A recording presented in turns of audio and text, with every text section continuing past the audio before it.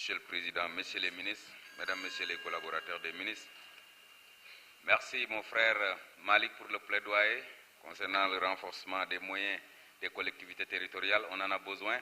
Je voudrais rappeler juste qu'il a été maire sous le régime du président Wade. Les maires percevaient 500 000 francs, mais depuis l'acte 3 de la décentralisation, les maires perçoivent 300 000 francs. Donc, Monsieur le ministre des Finances, quand l'association des maires du Sénégal a interpellé le président de la République en 2016, il a dit qu'il n'était pas au courant de cette ponction. Et je parle sous le contrôle du trésorier général de l'association des maires du Sénégal. Monsieur le ministre, nous avons entendu le président de la République la semaine dernière, quand il recevait les maîtres coraniques, dire qu'il va effectuer une ponction de 20% sur les fonds de dotation à l'éducation, qu'il va réserver au Dara.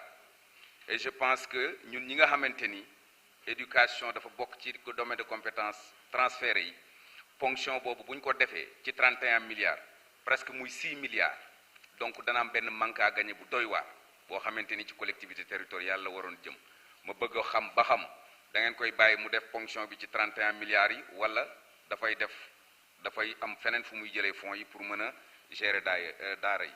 Alors, je voudrais aussi parler des incohérences territoriales. Effectivement, vous nous avez répondu en commission en nous disant en nous parlant de coordonnées géographiques, X ou Y. Mais on ne voudrait pas parler de ça. On parle des problèmes que les découpages, surtout de 2016, ont créés, surtout en banlieue.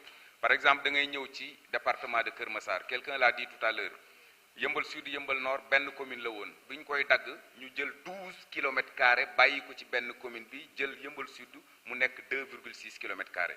Quand il s'est agi de départementaliser Keur Massar, quand nous avons introduit une requête, le président nous avait demandé d'attendre que réforme boobu passé pour que ANAT mën a def liggéey boobu. Donc loolu laa lay demander kañ la ñuy def incohérence yooyu kañ lañ koy jéem a régler.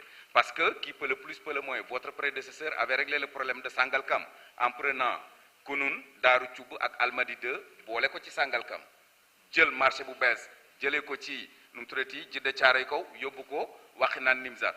Alors qu'est-ce qui l'empêchait quand même de régler les incohérences territoriales au niveau du département de Keur Massar?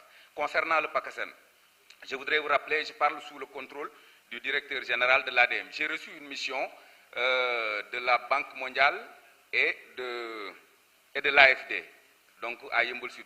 Ils étaient venus voir les infrastructures que nous avons réalisées dans le cadre du PACASEN. Ils étaient très heureux. Mais on ne parle pas jusqu'à présent de PACASEN rural. Et je pense qu'il faut harmoniser avec les partenaires au développement. Les partenaires au développement ne parlent pas pour le moment de PACASEN rural, même si l'État a la volonté de mettre en place ce PACASEN rural en y injectant déjà 1 milliard et quelques pour l'année prochaine.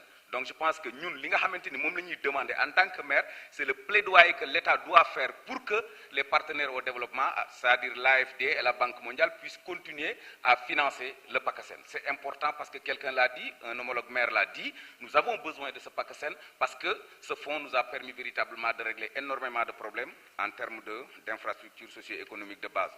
Monsieur le ministre des Finances, à quand les ristournes et quand même la selle, je pense que donc on en a besoin pour savoir quand les ñëw.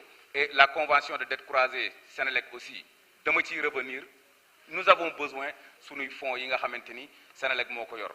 Et je pense que même su fekkente ni loolu war na mën a continuer, vraiment nous avons besoin de ces taxes là yi nga xamanteni mooy taxe sur l'électricité, taxe sur l'eau, parce que ceux qui n'ont pas causé de problème, ceux qui n'ont pas créé de difficultés ne doivent pas payer pour ñi nga xamanteni ñoy les non-payeurs. Ñun amuñu problème, on ne doit pas supporter li nga xamanteni moy problème yeneen collectivités locales yi permettre ñu amel dette 8 milliards. Ñun bokkuñu ci dette bi, alors que la Sénélec nous doit de l'argent. Donc la Sénélec doit obligatoirement nous donner cet argent.